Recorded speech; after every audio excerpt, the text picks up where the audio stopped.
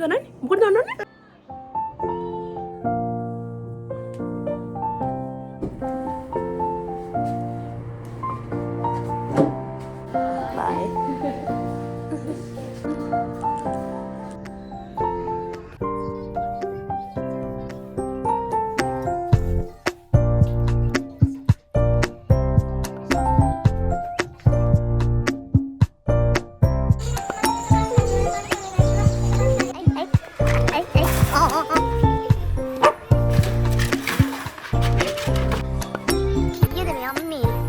ලක්ෂ ගණන්. ඇයි ඔච්චර ගණන්? කොම්මනි වෙනවා කොහමද ලෝකේ ජයගන්නේ? මේ කියා හිටියොත් නේ හරියන්නේ.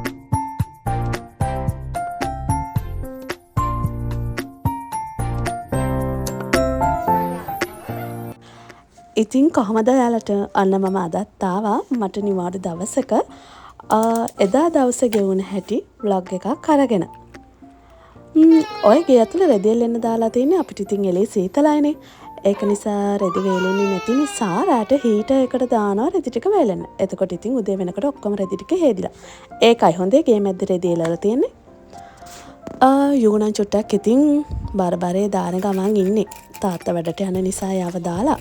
මං ඉතින් යාගේ උදේ කෑම එකත් මේ විදිහට ලෑස්ති කරලා එයාව උදේ ඉස්කෝලේ ගෙනියන්න ලෑස්ති කරගන්නයි යන්නේ. පේනවනේ? එයාට තේරෙනවා තාත්තා දැන් එයාව දාලා යනවා කියලා. ඒක නිසා ඉතින් දැන් ඉඳන් සැදී පෑදී ඉන්නවා තාත්තත් එක්ක වැඩට යන්න බලාගෙන.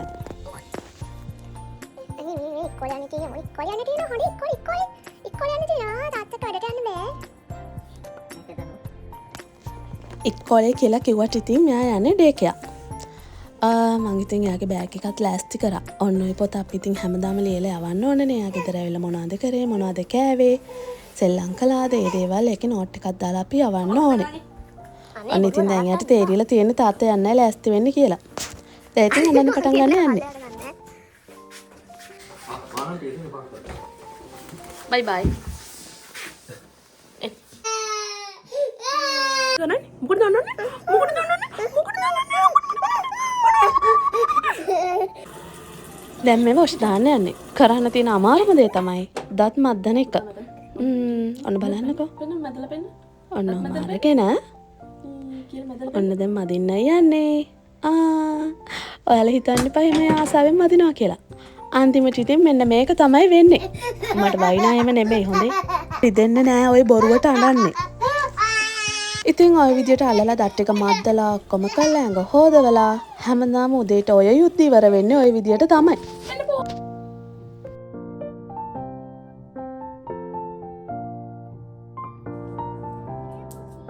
ඊට පස්සේ යාට මම කෑම එක කන්න දීලා මම යනවා වොෂ් දාගන්න. එයා කවනට කැමති නෑ සමහර වෙලාවට තමයි එයා කවන්න දෙන්නේ. ඒක නිසා එයාට කෑම එක කන්න දීලා මම යනවා වොෂ් දාගන්න. හැබැයි ඉතින් මං හොරෙන් බලනවා එයා මොනවද කරන්න කියලා. ෂුවර් නෑනේ.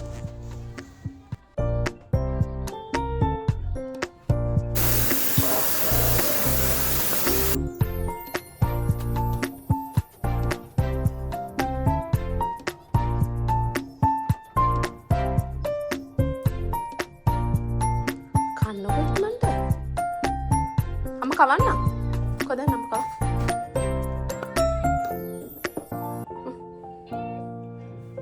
ඇයි ඉක්මනට කන්න දැක්කන් ඉතින් කන්නේ නෑ අතග ඉන්නවා ඊට පස්සේ ඔක එපා කියලා තියලා යනවා කොහොමත් එයාට ඩේකෑකෙන් 9ට 9:00ට විතර පළතුරක් හරි යෝගට් හරි ඒ වගේ දෙයක් දෙනවා. ඒක නිසා ඉතින් ඕකෙන් චුට්ටක් කාලා ගියත් ඇති කියලා මම එවලට ඊට හදා ගන්නවා. මොකද උදේ පාන්දර අඬවඬව බල කර කර කවන්න මම කැමති නැති නිසා. ඉතින් බේබි හාමුට ওই විදියට මේ සබත්තු දාලා කළා. ඉස්කෝලේ එක්කගෙන යන්න තමයි හදන්නේ. මම මෙයාට මෙහෙම කනකොට හැමතිස්සම ටීවී එක දාලා දෙන්නේ නැහැ. එයා ඉතින් අර තාත්තා ගියපු නිසා ටිකක් ඇඬුවනේ. ඒක හින්දායි මට වොෂ් දාන්න යන්න ඕන හින්දායි තමයි මම ටීවී එක දාලා දුන්නේ. එහෙම නැත්තම් වෙන්දට මන්ට අක්කලා යව හොදලා අරගෙන මාත් එහෙමම ටකල් වොෂ් එක දාගෙන ඇවිල්ලා මම ඉන්න තැන යට කන්න දෙනවා. එහෙම තමයි කරන්නේ. අද ඉතින් චුට්ටක් කණ්ඩපු නිසාත් එක්ක හින්දා මං යට බලන්න ටීවී එක දාලා දුන්නා.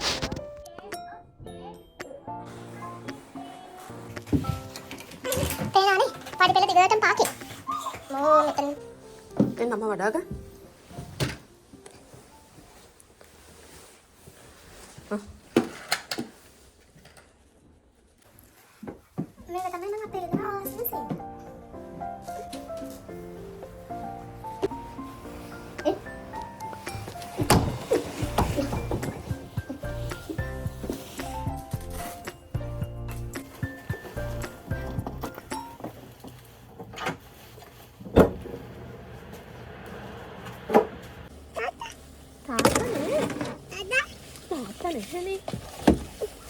වැඩ. අම්මෝ. කොතද?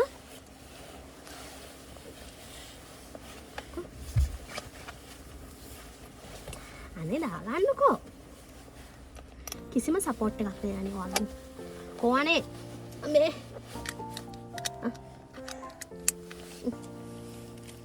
ගෙදර ඉඳලා යටි ඒක ගාවට තියෙන කාර් එකේ විනාඩි 5ක ට්‍රැෆික් තිබුණොත් විනාඩි 10ක වගේ දුරක්. ඔයද නෑ නෝකෝ මේක සුමස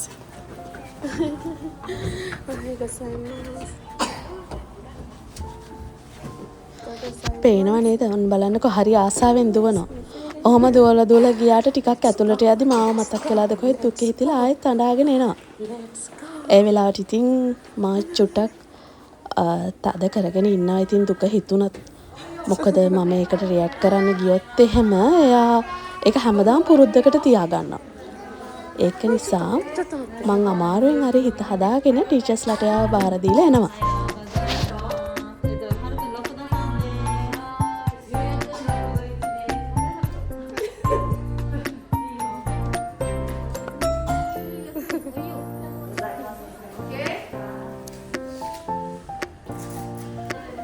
Bye.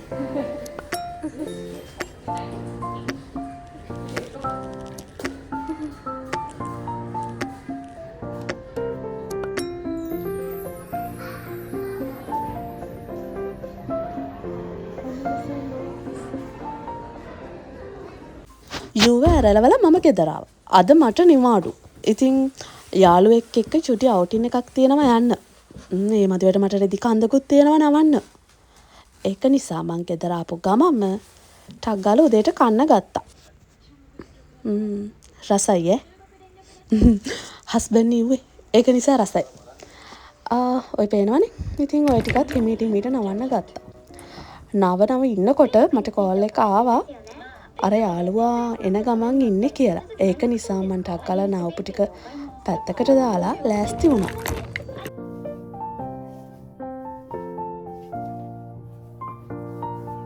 ඔයාලට තියෙනවද ගොඩක් වෙලා කන්නඩි ඉස්සරහට වෙලා හැඩ වැඩ වෙන්න ගියොත් එහෙම ටිකක් වෙලා යනකොට අප්පා මේක සෙට් වෙන්නේ නෑ, හරි නෑ වගේ, මේ ඇඳුම සෙට් වෙන්නේ නෑ වගේ හිතෙන එකක්. මට නම් ඒක හරියට තියෙනවා. ඒක නිසා මං කරන්නේ ටක් ගාලා ඇඳගෙන ලෑස්ති වෙලා කන්නඩියෙන් චුට්ටක් බලලා ටක් ගාලා පැත්තකට යනවා. නැත්තම් අනේ ඇඳුම මාරු කර ඉන්න වෙනවා කන්නඩි ඉස්සරහට වෙලා හිතට සෙට් වෙනකම්. අන්න ඉතින් අර ළමයා ආවයි කියලා මට කෝල් එකක් ආවා. එයා ටිකක් දුරින් නවත්තලා තියෙන්නේ. මේ ඉන්නේ. බලමු අපි දෙන්න කොහෙද යන්නේ කියලා. එයාටත් ගෙදර ඉන්න පාළුයි කියලා මටත් නිවාඩු හින්දා තමයි අපි දෙන්න ඉතින් මෙහෙම යන්න ප්ලෑන් කරගත්තේ. අපි දෙන්න මුලින්ම ආවේ ස්ටාර්බක්ස් එකට. මොන හරි කාලා බීලා සප්පායම් ගලා යන්න කියලා තමයි ආවේ. ඒ වුණාට ඉතින් එතෙන්ට ගියාම තෝරගන්න බෑ මොකද්ද කන්නේ මොකද්ද බොන්නේ කියලා. කොහොම හරි ඉතින් තෝරලා අන්තිමට තීරණයකට ආවා.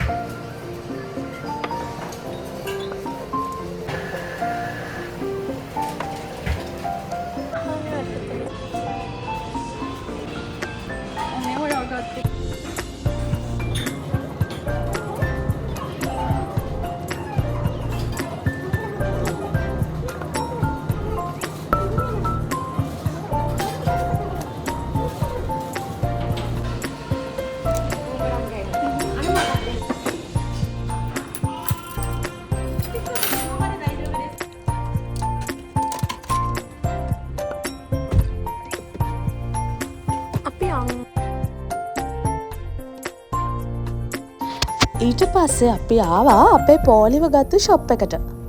නිකන් ආවේ ඉතින්. මොකද ඒකේ සත්තු ඉන්නවා. බල්ලු පූසෝ එක සත්තු ඉන්නවා. අපි පොලිව ගත්තෙත් ඒකේ. ඉතින් චුට්ටක් ඔළුව දාලා යන්න ආවා. බලන්න ලස්සන මල් ටිකක් තිබ්බා. හරිම ලස්සනයි නේ. ගන්න හිතෙනවා. යංකෝ අපේ ගෙදර ගිහිල්ලා මැරෙමුකෝ කියලා තමයි ඉතින් ගන්න වෙන්නේ. මොකද ගේන හැම ගාම කාලයක් ගියාම මැරෙනවනේ. දැන් මේ ආන්තමින් තමයි ගහක් දෙකක් ඉතුරු වෙලා තියෙන්නේ. පාට පාට මාළු ඉන්නවා. එක එක වර්ග සත්තු ඉන්නවා. යන්කෝ මම පෙන්නන්නම්කෝ.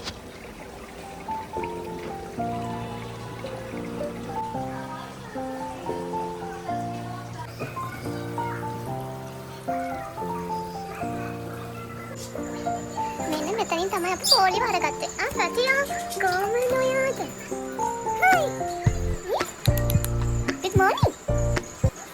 Hi. Hi.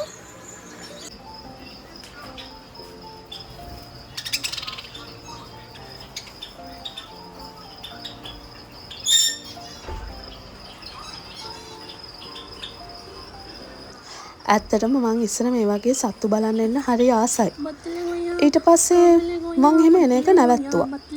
මට ඒගොල්ලෝ පව් කියලා හිතුණා. අපි යාළුව බලලා hina වෙලා සතුටු වෙලා ගියාට කවුරුත් ආස නැණි කූඩුවක් ඇතුළේ මේ විදිහට ඉන්න. හැබැයි ඉතින් එක අතකින් ලංකාවේ විකිනෙන සත්තුන්ට වඩා නම් වාසනාවන්තයි කියලා හිතනවා. කෑම බීම ඒ සැප පහසුකම් හැමදේම ඒගොල්ලන්ට තියෙනවා. ලංකාවේ සත්තු පාරවල් වල කූඩු ඇතුලේ අවුවේ කරබෙවි අපා දුකක් විඳිනවා මං ඉතින් දැකලා තියෙනවා. ඒක නිසා ඉතින් මේ සත්තු මෙහෙම ඉන්න එක හරි වාසනාවක් නේ කියලා මං හිත හදාගත්තා. මෙන්න මේ විදිහට ඉතින් තමයි අපි පොලිම අරගත්තේ. ඔය ඉන්නේ දම් පාටට ඉන්නේ. අන්න එයා වගේම තමයි පොලිත්. ඔය සයිස්ම තමයි ගන්නකොට.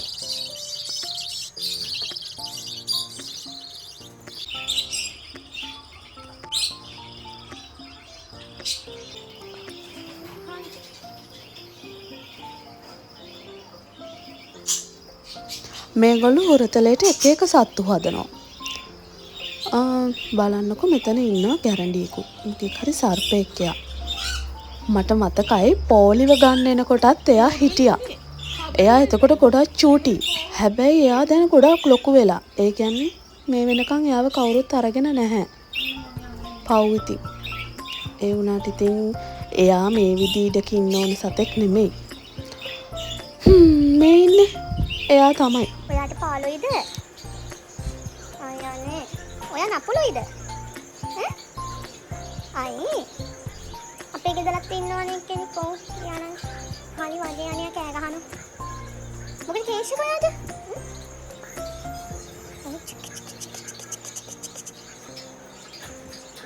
නපුරෙක් වගේ ඔයා. ඔයා පිටියා. එන්නේ. මොකද කේස් එක? අම්මනේ. අම්මනියා.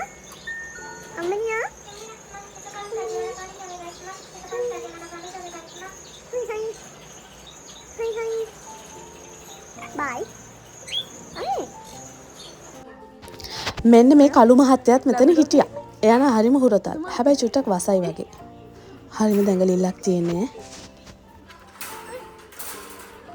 බෝති බත්තල් පැතිය අපේ ගෙදර නාමුදානේ. අනේ නාමුදානේ. නාමුද.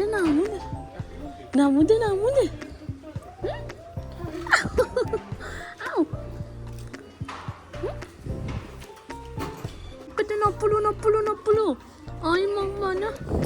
අපේ ගෙදර ඉන්න ලොකු එකේ කොහොම චෝති බත්තලයා. Au, hapane.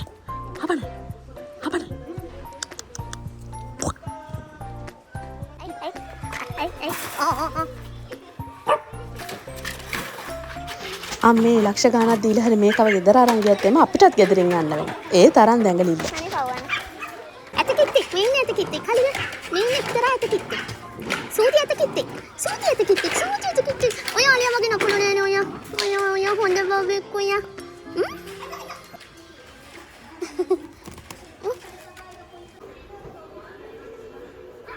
නපුරුයිද? අම්මෝ පහලි ගන්නන්නේ ඔයාගේ. හොඳ ඊටර දාගෙන ඉන්නේ මියා. හීටරුත් දාලා මියාට රස්නේ නේ. නපුරුයිද? අයම මොකද කරන්නේ කම්මැලි පොතෝ?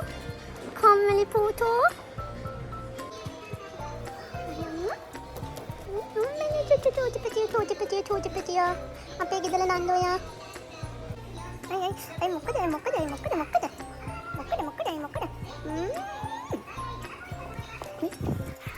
කොහොනේ? කීයද මේ අම්මේ? ලක්ෂ ගණන්. ඇයි ඔච්චර ගණන්? මොකද ඔච්චර ගණන්? ඔයා මොකද ඔච්චර ගණන්?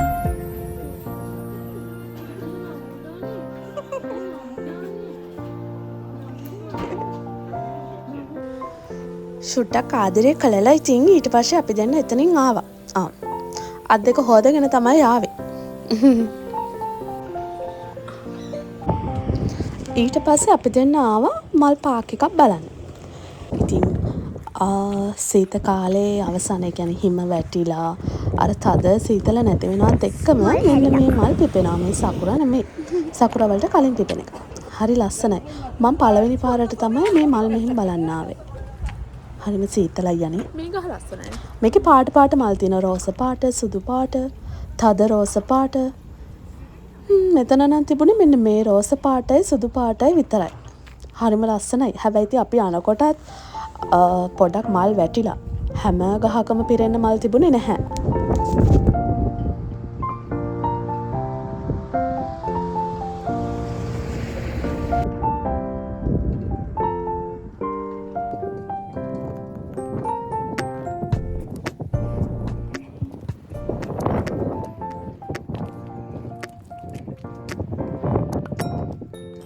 මෙන්න මේ මල් බලන්න යන් කියලා තමයි අපි දෙන්න කතා වෙලා ආවේ. හිතුවා වගේ ඉතින් ලස්සනට මල් තිබුණා. හැබැයි ඉතින් මීට වඩා පිරීලා තියෙනකොට මෙතන මාරම ලස්සනට තියෙන්නේ නැති. මොනා කරන්නද ඉතින්? එනකොට අනිත් ගස්වල මල් හැලිලා. ඒ වුණාට මේ ටික නම් මාරම ලස්සනයි. තව දවස් දෙකක් ගිහිල්ලා වහින වැස්සට මේ මල් ටිකත් ඉතින් හැලිලා පාර වෙලා යනවා. ඔහොම තමයි ඉතින් නේද? දැන් ඉතින් අපි ගෙදර යන්න පිටත් වෙනවා. මොකද මම යුව ගන්න යන්නත් ඕනේ. ඒ වගේම අතරෑට මේගොල්ලන්ගේ ගෙදර කොත්තු කන්න එන්න කියලා අඬ ගැහුවා. ඉතින් එහෙට යන්නත් ඕනේ. මම ගෙදර ගිහිල්ලා බඩු ටික තියලා ඔෂ එකක් දාගෙන ඔන්න යුව ගන්න ටක් ගාලා ආවා. මොකද චුට්ටක් වෙලාව පහු වෙන්න ඔන්න මෙන්න තිබ්බේ. එහෙම පහු වුණා කියලා ඉතින් අවුලක් නැහැ. ඒ වුණාට ඉතින් මම ටක් ගාලා ආවා.